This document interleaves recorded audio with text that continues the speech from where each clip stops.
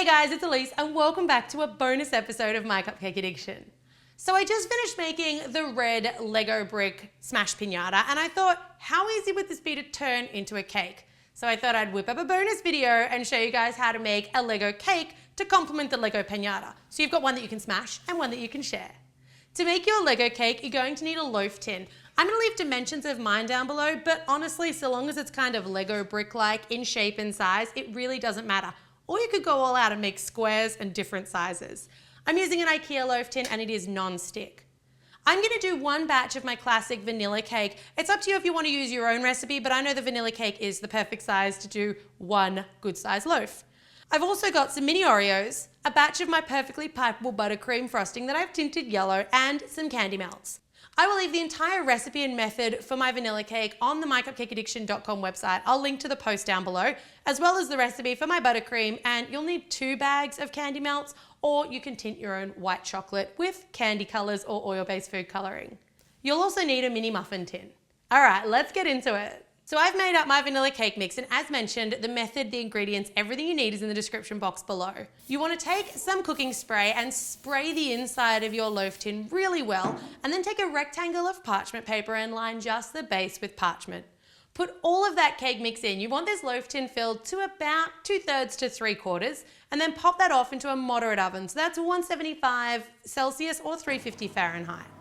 That's going to take about 45 minutes to bake, and you'll know it's done when a skewer inserted into the middle comes out clean and the top springs back when you touch it. Once your loaf's cooked, let it sit on the bench for about 15 minutes so that it can kind of steam away from the edges, and then just take a knife. You should just be able to slide around those 4 edges, and because we've used parchment on the bottom, it'll pop right out.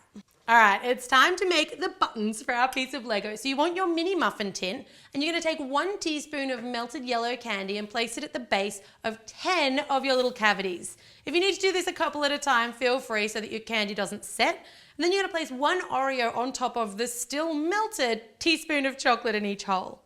Once your Oreos are in place, take some of the yellow candy melt and pop it into a snap seal bag.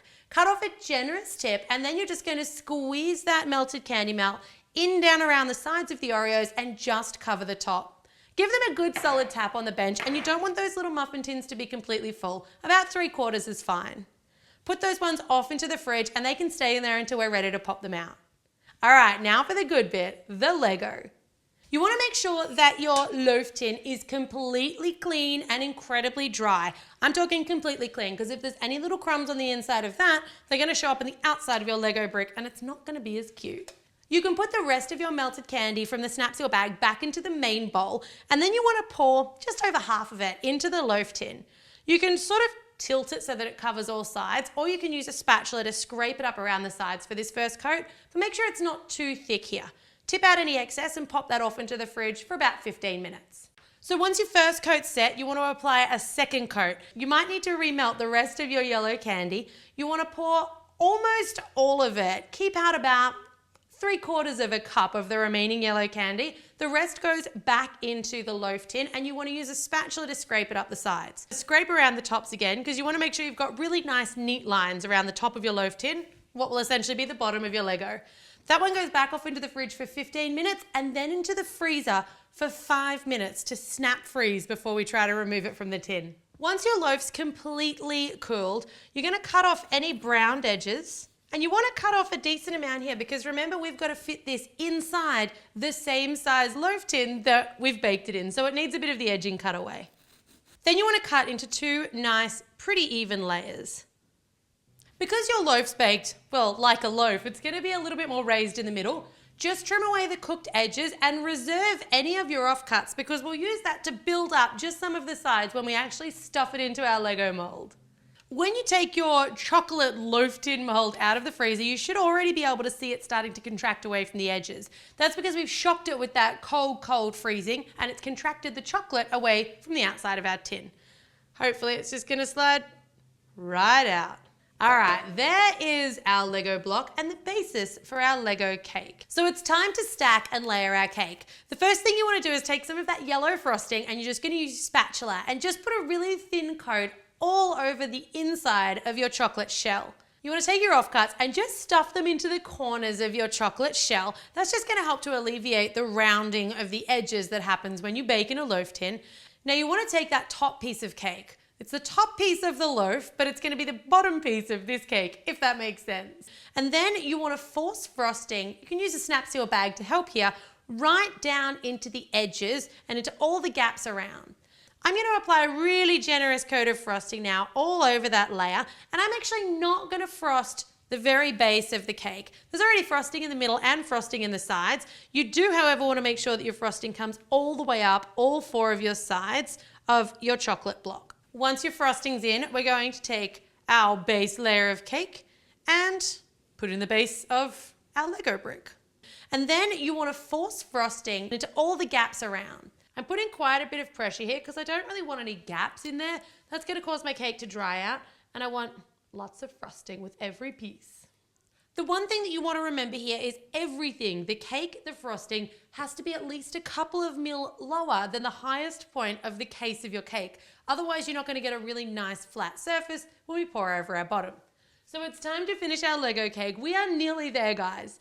I've got my yellow chocolate or yellow candy melts, and I've just melted those down again because they've probably set by now, and I'm going to pour over the top of my cake. It's better to have a little too much here. Everyone's cake's going to be slightly different heights, and you're all going to have slightly different amounts left to fill in, so you're better to have too much than not enough at this point. I'm going to use my spatula just to really smooth it out and get it into all of those corners and crevices. Now, before that one starts to set, I'm going to lift it. I've got a baking tray just lined with a bit of parchment because I don't want to waste any of those leftover candy melts, and this is about to get messy. I'm going to take my ruler, channel my inner cement mixer, and we're going to level. Try to just drag that over once if you possibly can, and then I'm going to use my finger just to come around the very outside edge, and again make sure that I've got no candy melt on the actual outside edge of my loaf tin. This is going to make sure I've got really nice, smooth, clean lines around the outside of my Lego brick. We're basically done. All that we have to do now is wait for it to set. So this guy is going to go back off into the fridge for 20 minutes, and that's just going to let everything set up nicely. It's going to be beautiful, solid, firm, and set and ready for us to pop out of our loaf tin. So once you're happy that your little Oreos are well and truly set, and these definitely cannot be underset, you're going to flip that over. Some of them may just fall out. Try not to handle them too much because they'll be nice and glossy. If they don't just fall out, you can just press gently on the bottoms, and that should encourage them to pop out of their little spots. Or you can whack them. Perfect. All right, now these guys do look like little buttons, but you always make extra just in case you get any of these little air pockets, or you can see some of the cookie poking through the top. They're also not completely even yet, so you need to heat up a fry pan or a skillet and grab some parchment paper so we can even them out. All right, taking your skillet, I'm taking mine off the heat because it doesn't need to be super hot. We're only melting a bit of chocolate. I am just going to carefully hold my little buttons, and I'm going to do them all so that I can pick my best ones and just run them around and then stick them straight down onto some parchment. Don't worry if you have a little bit of overrun on the base. It's better to stick them straight down to the parchment so the cookie doesn't fall out. And then you can pick the best ones at the end and you can trim off any of that overlap. And there's the top of our Lego block. Coming back from the fridge, you should be able to see that it's automatically starting to contract away from those edges. If it's not, you can stick it in the freezer for 5 minutes just to snap chill it. Now I've got a cake board or a serving plate, and in interest of preserving the delicacy, there's a lot of weight going on inside our chocolate shell. I'm actually going to flip it like this and lift off. There you've got almost your finished Lego cake. If you were going to transport this, I would actually recommend gluing it to the board with a little bit of candy melt or a little bit of frosting. But if you're not, it's kind of fun for the birthday boy or girl to be able to pick it up and play with it like an actual Lego brick. So now I've picked my 8 best little buttons, and I'm going to position them by eye before I stick anything down so that they're all in the right spot and they're all nice and even. It looks just like a gigantic chocolate Lego brick because we've seen tons of those before. All right, I'm going to take a 1/4 teaspoon of my melted yellow chocolate, and being careful not to get any around the outsides or the glossy, shiny outer edge, I'm going to glue all of my little buttons in place. All right, that's it. I'm moving into a house made entirely of Lego brick cakes and Lego brick piñatas.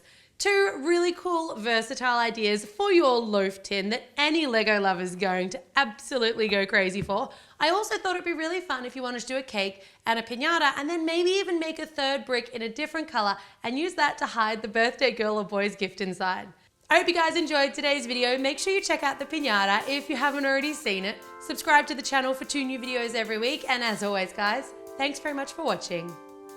And then I've got 2 rejected buttons. This was kind of my ulterior motive in making these because chocolate Oreos are amazing. It's a good part about being a cook. Leftovers. Again, just filling in around all of those side edges with a bit of frosting. But I'm out of frosting.